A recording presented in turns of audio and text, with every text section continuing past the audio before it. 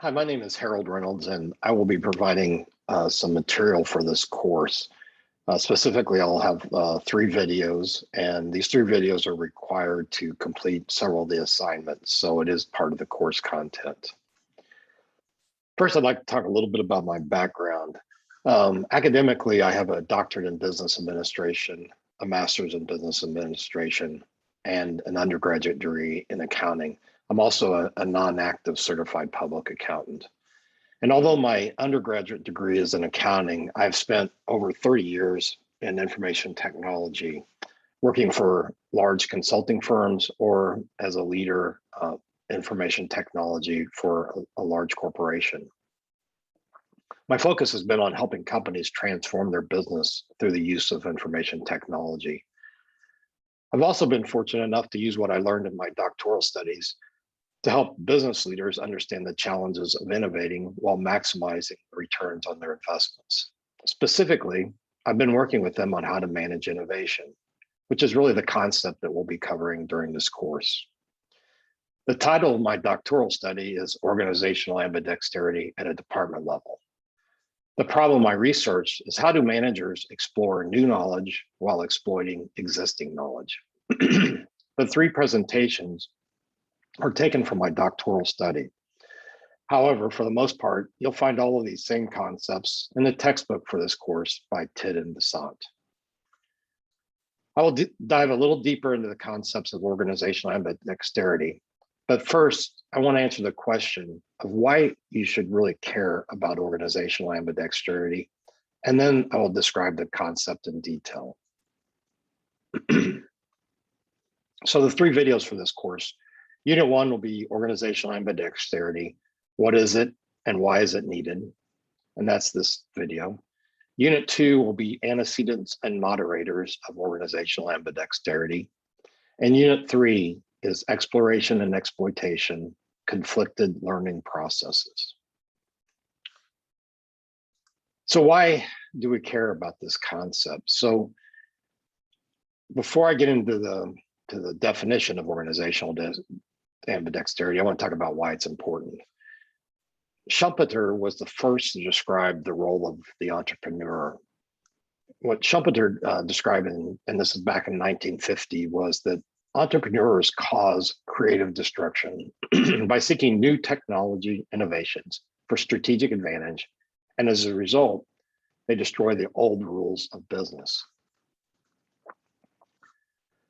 So really what this is saying, and you can see it in your own personal life, you're constantly searching for better products and services that fulfill your needs. And you're constantly looking for those. And in some cases, you'll find a new company that you're going to buy those products and services from. So that's an entrepreneur. They're out finding new ways to fulfill your needs.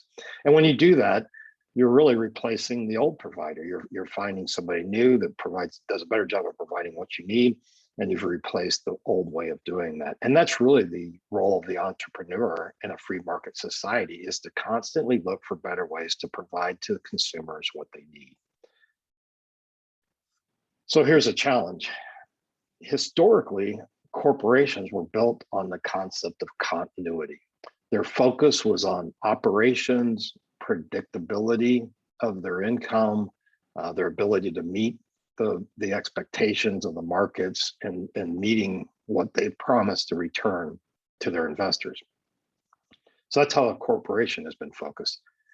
However, capital markets are focused on discontinuity. Capital markets focus on creative destruction.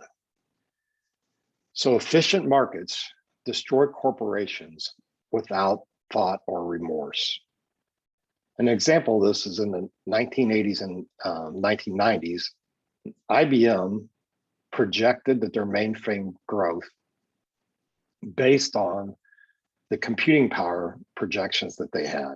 But they did not even consider personal computers, the role of personal computers. So in the 80s and 90s, they were looking at computing power needed in industry and projecting that out through growth.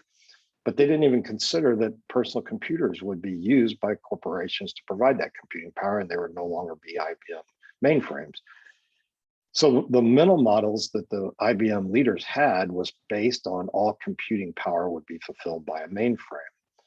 entrepreneurs were creating personal computers and introducing those to corporations. And corporations were finding that they could fulfill their needs with personal computers better than they could mainframes. This almost destroyed IBM. In the 1990s, IBM was in serious financial trouble. Their leadership at that time decided to go away from a focus on mainframes and move to a focus on technology services. And today, IBM still exists with their strength, the majority of their business being on services and no longer on hardware. So this is one example of a company that truly transformed itself as a reaction to entrepreneurs trying to destroy their company. But not many companies are successful in doing this. So let's talk a little bit about that. So although this theory of the role of the entrepreneur in creative destruction is interesting, here's some harsh realities that really support the theory. So if you look at the S&P 500, the average lifetime of a company on the S&P 500 was approximately 60 years in the 1950s. In the 1970s, the average lifetime of a corporation on the S&P 500 was 30 years. It's then went down to 20 years in the 1990s. And McKinsey has projected that by 2030, that the average age of a corporation on the S&P 500 will be 15 years. So we've gone from 60 years average life in the 1950s down to 15 years in 2030. So we can see the turnover of large corporations on the S&P 500 just keeps getting faster. Companies continue to get destroyed. The companies now that are large and on the S&P 500 are relatively new companies. The more established companies that have been around for a long time are getting replaced. They're getting destroyed. You can also see this if you step outside the S&P 500. If you look at projections, the projections by McKinsey say that that less than 25% of all medium and large corporations at the time of the study, which was in 2019, less than 25% of those companies will even exist in 2030.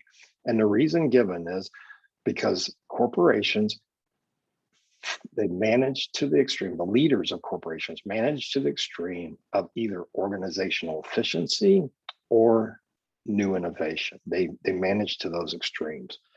So McKinsey's projecting that less than 25% of companies that exist in 2019 will actually exist in 2030. So pretty dramatic when you think about the impact of entrepreneurs and the rapid change of technology. So now a little bit on the definitions, and we'll go into this in more detail in future videos too, but some key concepts. So exploitation is organizational learning activities such as refinement, efficiency, implementation, and execution. So exploitation is really focused on running what you have better, constantly getting better, but running what you have better. Exploration is organizational learning activities such as search, variation, risk-taking, experimentation, and innovation. So in this class, when we talk about exploitation versus exploration is running what you have. Exploration is seeking something different. It's looking out radically to think about how you could do something radically different. The concept of organizational ambidexterity is that you can simultaneously pursue exploitation and exploration. So what happens when companies don't focus on both at the same time? Well, Yuckel in 2012 did research and said that leadership focused exclusively on improving efficiency reduces innovation adoption.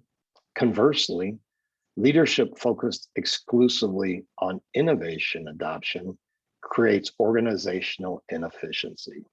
So there you can see that trade-off of if you get too focused on one extreme or the other, you will destroy. So you'll either destroy your current operations through doing nothing but focusing on innovation, or you'll destroy innovation opportunities by doing nothing but focusing on operations of your current business. So that's the end of the first video, and then in the second video, we will talk a little bit more about the organizational ambidexterity.